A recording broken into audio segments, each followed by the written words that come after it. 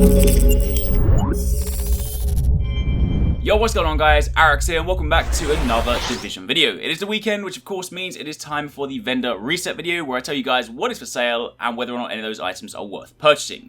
This week is actually a pretty decent week. There are some nice things to pick up ahead of patch 1.6, so you definitely don't want to miss it. If you guys enjoy this, then a like would be super appreciated. Comment down below if you have any questions, but let's not waste any time and start in the special equipment vendor.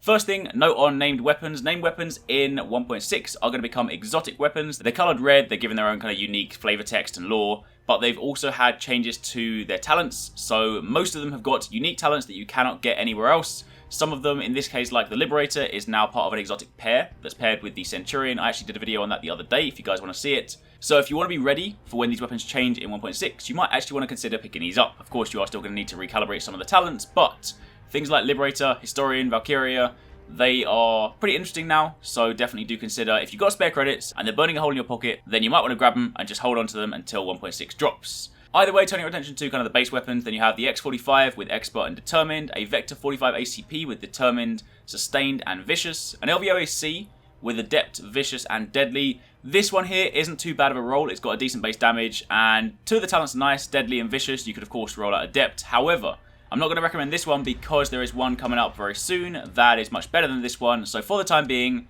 you can ignore this one here. Plus, this one costs you Phoenix credits, the other one will cost you credits. As for your military M870, Unforgiving, Sustained and Vicious, an SRS-A1, Balanced, Skilled and Capable, and a military M60E4 with Self-Preserved, Commanding and Unforgiving.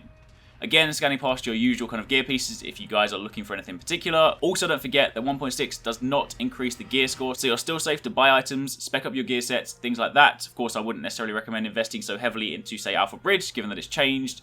But either way, keep that in mind. There is, of course, a resourceful backpack, so again, if you guys have any intention to run, say, a shield build or anything like that, then you might want to grab this. Scrolling down to the bottom and looking at the mods, you have a prototype stamina mod with plus health on it. Also, another reminder that in 1.6, armor rolls are going to be replaced with health rolls, so health is actually going to be a much bigger thing. Armor tends to be replaced quite generously with health, so if you have existing armor mods, you'll find they've got decent health rolls on them afterwards, so hold on to them, they will probably be quite useful. And as for your performance mod, plus 7% turret health.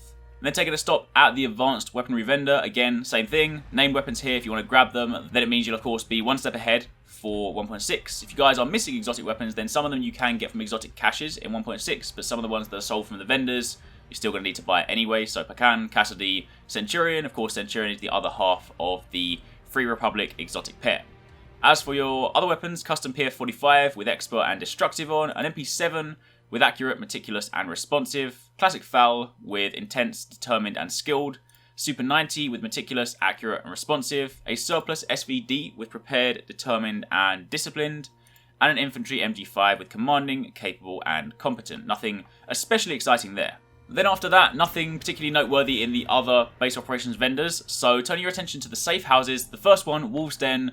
This is where you're going to find that LVOA-C I was speaking about. This is a very nice roll. Again, high base damage. This will of course depend on your build, but regardless, it's got a decent base to it. But it has Unforgiving, Brutal, and Talented. Unforgiving is of course decent in PvP. If you guys are going to be using this in PvE, then you might want to roll it out. But typically, the LVOA-C is still one of the highest damage PvP assault rifles, so definitely do consider grabbing this. Unforgiving you'll get use out of. Brutal, without a doubt, you'll definitely use. Talented in this situation is the one you would roll out, but the good thing is it is in the free slot, so no matter what you put here, it will be unlocked. So you can turn this into a very, very nice roll. So much so, I'm going to grab it myself right here, right now.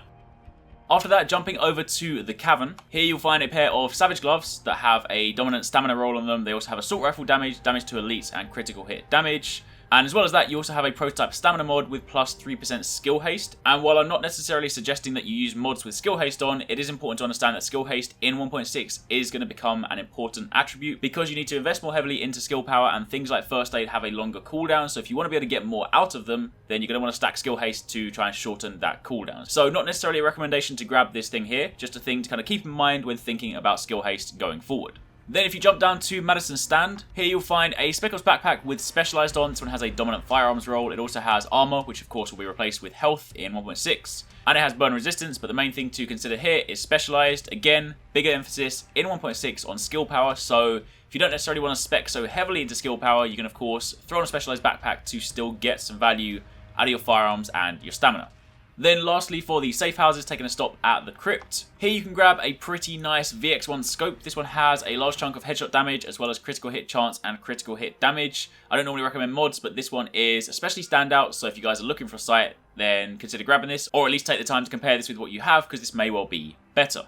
And then finally, moving over to the Dark Zone checkpoints, the only one I want to call out this week is West 53rd Street, and that is because this vendor is selling a PP19 with Deadly, Responsive, and Hurry. That is a very nice set of talents. PP19 is one of the top SMGs, especially for PvE.